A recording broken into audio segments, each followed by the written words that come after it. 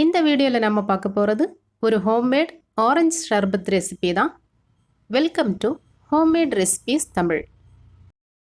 ஒரு class orange ஷர்பத்து செய்கிறதுக்கு ஒரு கிளாஸ் எடுத்து இதில் 1/4 கப் அளவுக்கு நன்னாரி ஷர்பத்து சேர்த்து இது கூட 1/4 கப் அளவுக்கு ஆரஞ்சு ஜூஸும் சேர்க்கணும். இது போல் குட்டி குட்டியாக இருக்கக்கூடிய ஆரஞ்சு எடுத்து லெமன் ஜூஸ் பிழியக்கூடிய இந்த கரண்டியில் வச்சு இது போல் பிழிஞ்சு இது கூட சேர்த்தா போதும்.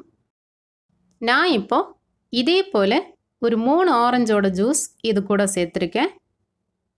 இப்போ 1/4 cup sharbat 1/4 cup orange juice சேர்த்தாச்சு. இனி அடுத்ததாக இது கூட 3 டீஸ்பூன் அளவுக்கு ஊற வச்ச சப்ஜா சீட்ஸ் இது கூட சேர்த்து 1/2 கிளாஸ் அளவுக்கு ஐஸ் கியூப்ஸும் இது கூட சேர்த்து மிக்ஸ் பண்ணி விட்டுட்டோம்னா நல்ல டேஸ்டியான ரிஃப்ரெஷிங்கான ஒரு ஆரஞ்சு ஷர்பத் ரெடி ஆகிடும். ட்ரை பண்ணி பார்த்துட்டு கமெண்ட் பண்ணுங்கள்.